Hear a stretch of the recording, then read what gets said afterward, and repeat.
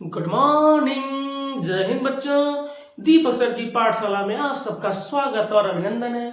आप जैसा कि जानते हैं कि दीपक सर आप लोग के लिए आईआईटी एडवांस या जेई मेंस के बहुत अच्छे अच्छे क्वेश्चंस लेके आते हैं और उसके साथ हम बहुत ही बेहतरीन ट्रिक बच्चों को सिखाते हैं जिससे कि आप क्वेश्चन को बहुत ही इजी तरीके से कर सकते हैं। तो इसी सीक्वेंस में मैं आप लोग के लिए कोऑर्डिनेट ज्योमेट्री का स्ट्रेट लाइन के कुछ क्वेश्चंस लेकर के आया हूं और इसको देखिए हम किस तरीके से सॉल्व करते हैं। तो बिना किसी देरी के हम स्टार्ट करते हैं। एक क्वेश्चन बहुत ही बेहतरीन क्वेश्चन है। If the locus of point whose distances from the point 2, 1 and 1, 3 are in the ratio 5:4, is this then the value of a square plus 2b plus 3c plus 4d plus e is equal। देखिए अब इस question में क्या है कि बच्चों को पहले जो बच्चे कोऑर्डिनेट ज्योमेट्री पढ़ते हैं क्लास 11th में स्टार्ट करते हैं तो उसमें आप लोगों ने देखा होगा कि लोकस बेस्ड थ्योरी जो है वो मिसिंग है, दिया है उसमें, लेकिन बच्चे उस पर फोकस नहीं करते हैं। तो सबसे पहले हम बच्चों को ये समझाने की कोशिश करते हैं कि हम इस क्वेश्चन की एक पहले कहानी बनाते हैं कि ये क्वेश्चन क्या रहा है। If the locus of the point का मतलब, लोकस का मतलब हो गया कि किसी पॉइंट के पाथ को हम लोग लोकस कहते हैं। तो एक पॉइंट सपोज कर लीजिए ये हो गया, तो हमें जिस पॉइंट का लोकस फाइंड करना रहता है उसको हम x, y कंसीडर कर ले या h, k कंसीडर कर लेते हैं। तो हम एमसीक्यू क्वेश्चन है तो हम इसको x, y कंसीडर करते हैं। ओके, अब देखिए इसका कह रहा है कि दो पॉइंट दिए हुए हैं 2, 1 एंड 1, 3 से जो डिस्टेंस है उसका रेशियो 5 और 4 का है। तो सपोज कर लीजिए, चलिए हम यहां से अगर इसको समझने की कोशिश करें तो एक सपोज कर लो हमारा पॉइंट P हो गया x, y। ओके, अब ये 2 पॉइंट्स जो दिए हुए हैं 2, 1 और एक पॉइंट ये हो गया मेरा, इसको A कंसीडर कर लो, इसको B कंसीडर कर लो। ये मैं सिर्फ आपको समझाने के लिए कर रहा हूं, एमसीक्यू क्वेश्चन में ये सब करने की बिल्कुल जरूरत नहीं है। उसको आप बहुत ही इजी वे में डायरेक्टली सॉल्व कर सकते हैं। तो मैं सिर्फ ये उन बच्चों को भी समझाने की कोशिश करता हूं जिनको जेई के क्वेश्चंस बहुत टफ लगते हैं। लेकिन दीपक सर की पाठशाला अगर आप ज्वाइन किए हुए हैं तो मैं बहुत ही इजी वे में कुछ क्वेश्चन को सॉल्व कर दूंगा। देखिए अब इसमें कह रहा है कि ये जो डिस्टेंस होगा इसका रेशियो दिया हुआ है 5 एंड 4। तो इसके लिए मैं क्या करूंगा कि यहाँ डिस्टेंस फॉर्मूले का यूज करूंगा और डिस्टेंस फॉर्मूला सबको पता है, क्लास 10 में भी है। तो डिस्टेंस फॉर्मूला का यूज करके पीए रेशियो पीवी की वैल्यू 5 एंड 4 दी हुई है। तो इसको अगर आपको डायरेक्ट अगर एग्जाम में करना रहेगा, क्योंकि वहां तो आपके पास रफ कॉपी भी नहीं होती है और बहुत ही कम पेजेस होते हैं, तो आप डायरेक्टली इस क्वेश्चन को अगर सॉल्व करने की कोशिश करते हैं तो x, y का 2, 1 से अगर डिस्टेंस अगर करते हैं आप तो ये आता है x - 2 होल स्क्वायर और plus y - 1 whole square. Okay, ये इसका डिस्टेंस हो गया। ये रूट में आएगा तो हम स्क्वायरिंग भी कर देंगे तो रूट इसका एलिमिनेट हो जाएगा। अब देखिए x, y का इस पॉइंट से डिस्टेंस क्या आएगा, x - y होल स्क्वायर और प्लस y - 3 होल स्क्वायर। इतना सब बच्चों को आना चाहिए कि डिस्टेंस फॉर्मूला है तो x1 - x2 whole square plus y1 - y2 whole square square root में होता है। अब इसकी वैल्यू दी हुई थी कितनी, 5/4, तो हमने चूंकि स्क्वायर कर दिया है तो ये हमारा 25/16 हो जाएगा। इतना काम तो आपको डायरेक्ट करना पड़ेगा। अब इसके बाद आप क्रॉस मल्टीप्लाई कर दीजिए और उसके बाद साइड चेंज करके इसको इस फॉर्म में ला दीजिए। चलिए हम स्टार्ट करते हैं इसको करना। तो देखिए 25 का अब यहाँ डायरेक्ट इसको ओपन भी करना है और आपको डायरेक्ट मल्टीप्लाई भी करना है बच्चों, तभी कर पाएंगे आप एग्जाम में। तो 25 का इंटू करेंगे ये, तो ये हो गया आपका 25x स्क्वायर और 25 यहां से पहले y स्क्वायर कर लीजिए, इसको थोड़ा सा अरेंज भी कर लेता हूं और फिर इसके बाद आएगा यहां से -2x और 25 का मल्टीप्लाई करेंगे तो ये हो जाएगा 50x और y में कितना आएगा -6y आएगा तो ये हो जाएगा 150y। ओके, अब नंबर्स की बात करें तो 3 का स्क्वायर 9 आएगा और 1 का स्क्वायर 1 आएगा, तो ये 10 हो जाएगा। 10 का इंटू करेंगे 25 में, तो ये हो जाएगा 250। तो ये हो गया हमारा इस साइड का काम। चलिए, इज इक्वल टू, अब 16 का मल्टीप्लाई आप इसमें भी कर दीजिए, तो ये हो जाएगा आपका 16x स्क्वायर और y स्क्वायर भी आएगा आपका 16y स्क्वायर।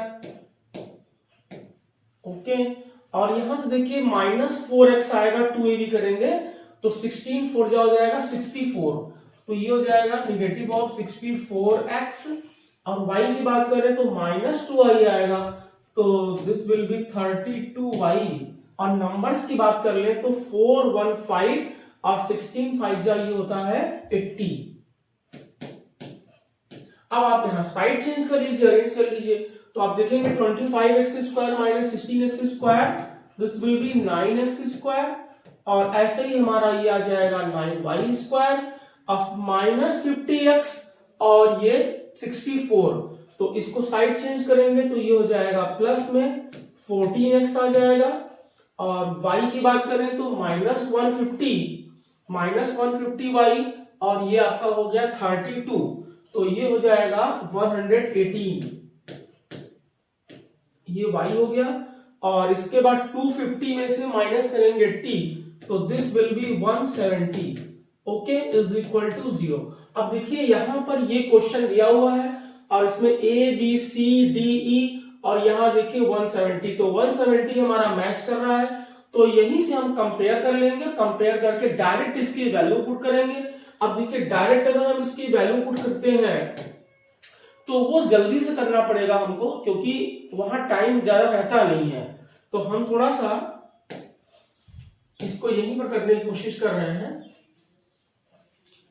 अब डायरेक्ट हम यहां से देखिए इस इक्वेशन इसको वैल्यू लेते हैं a स्क्वायर, तो कंपेयर करेंगे तो a की जगह यहां क्या दिख रहा है, 9 दिख रहा है, तो 9 का स्क्वायर ही कर लेता हूं। 9 का स्क्वायर कितना हो जाएगा, 81 हो गया। चलिए, फिर इसके बाद आता है 2b, तो 2 इंटू बी, बी मीन्स क्या है, वाई स्क्वायर कोफिशिएंट को b कहेंगे, तो दिस विल बी 9, तो यहां 9 से यहां इंटू हो जाएगा।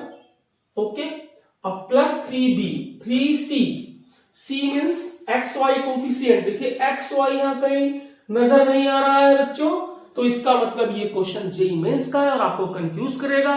तो अगर यहां पर एक्स वाई नहीं है तो इसका मतलब इसका कोफिशिएंट आएगा 0।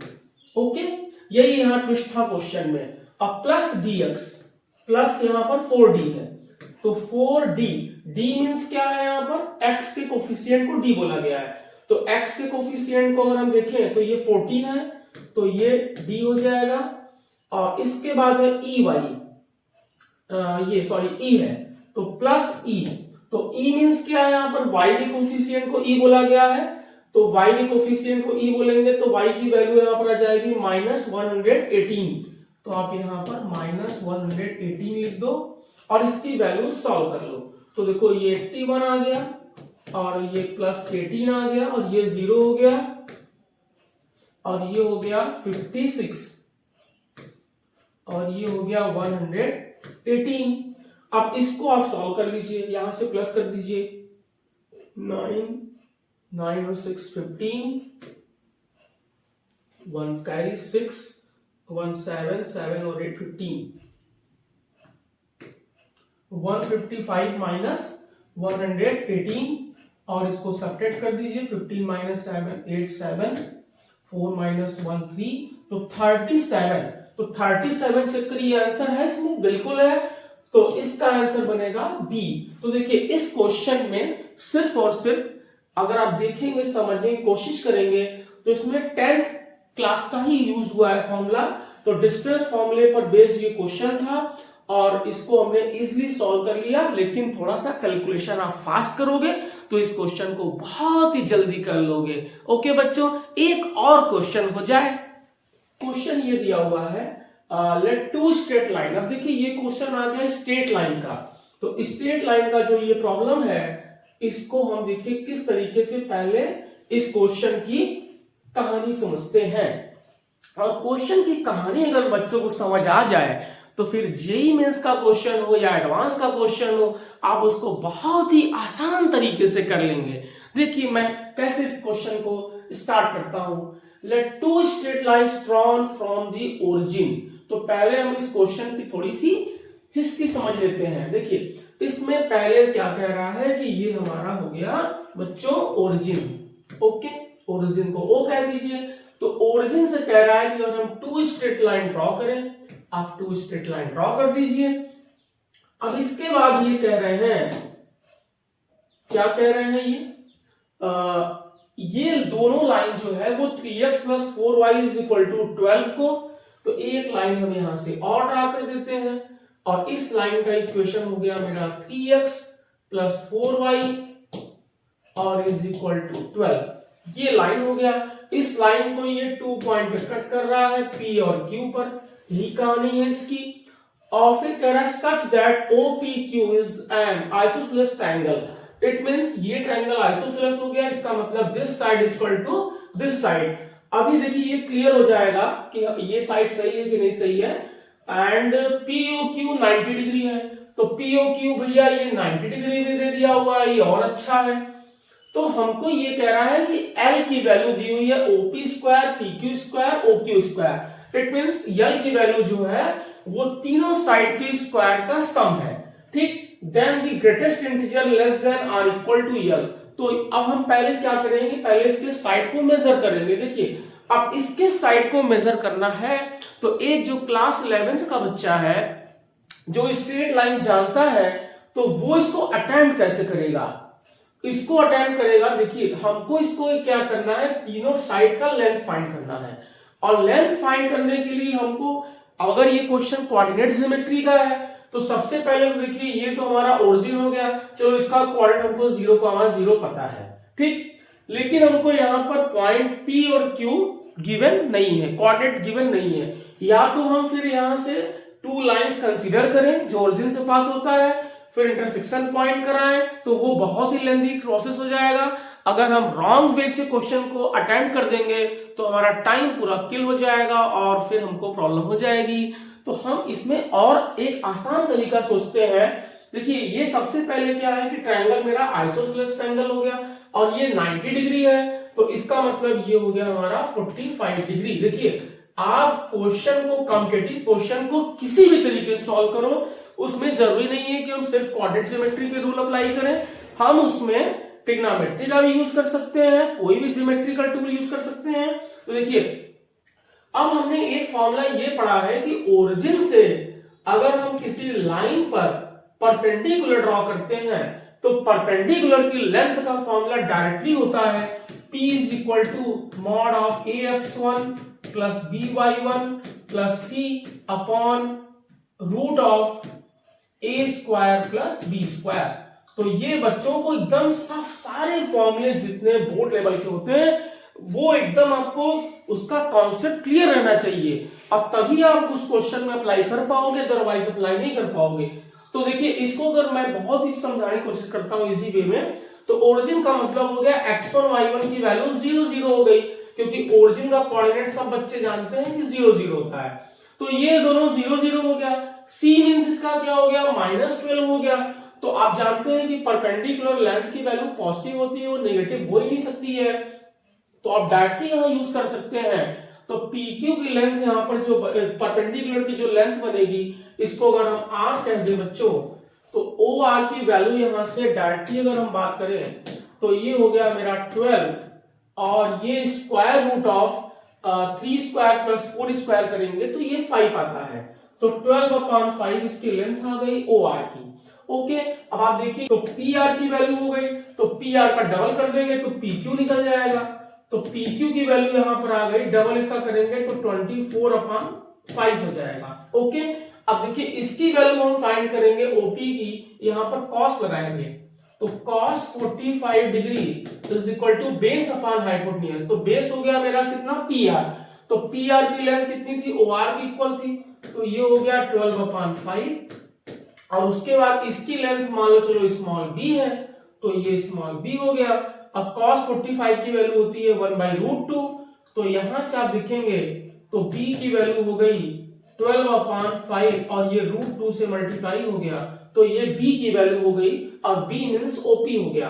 तो अब डायरेक्टली हम यहां से L की वैल्यू फाइंड आउट करते हैं। तो OP square means b square और उसके बाद OQ स्क्वायर भी है b स्क्वायर, तो 2b स्क्वायर हो जाएगा। तो 2 इंटू बी स्क्वायर मींस हो गया 12 का स्क्वायर 144 और √2 का स्क्वायर 2 हो गया बच्चों और 5 का स्क्वायर 25 हो गया और प्लस PQ स्क्वायर, और PQ की वैल्यू हमने 24/5 फाइंड करी है, इसका स्क्वायर करेंगे तो ये हो जाएगा 576/25। तो 4 का इंटू जब 144 में करेंगे तो 4 4 जा 16, 4 4 17 और 4 1 जा 4 5, तो ये भी 576 हो गया। तो इसका मतलब क्या हो गया 2 इंटू 576 मीन्स 5 और ये हो गया 1152/25। अब इसमें डिवाइड कर दीजिए आप, तो 25 से डिवाइड करेंगे तो ये आएगा 4 और ये आएगा 6 और ये 2 बचेगा, 0 लगाएंगे तो ये 200 हो जाएगा, तो ये आ जाएगा 46.08। तो 46.08 का अगर आप ग्रेटेस्ट इंटीजर वाला यहाँ पर वैल्यू रखेंगे तो आप जानते हैं कि ग्रेटेस्ट इंटीजर फंक्शन में क्या होता है कि जो भी नंबर यहाँ लिखा रहता है उसके लेफ्ट में जो इंटीजर बनेगा वही इसका आंसर होता है। तो 46.08 से जस्ट पहले कौन सा इंटीजर आता है 46। तो इसका मतलब हो गया कि इस क्वेश्चन का जो आंसर मेरा बन रहा है वो बन रहा है 46। तो आंसर विल बी सी, तो इसका सी आंसर करेक्ट आएगा। और देखिए इस क्वेश्चन को भी मैंने बहुत ही इजी वे से सॉल्व किया है। तो आप इस तरीके से दीपक सर की पाठशाला से बने रहिए, जुड़े रहिए और मैं ऐसे ही आप लोगों के लिए मजेदार जेईई मेंस के क्वेश्चन लाता रहूंगा और आपका स्किल डेवलप करूंगा, क्योंकि हमारा मिशन क्या है बच्चों का सिलेक्शन और वो जेईई मेंस है और एडवांस है। ओके बच्चों, थैंक यू, जय हिंद।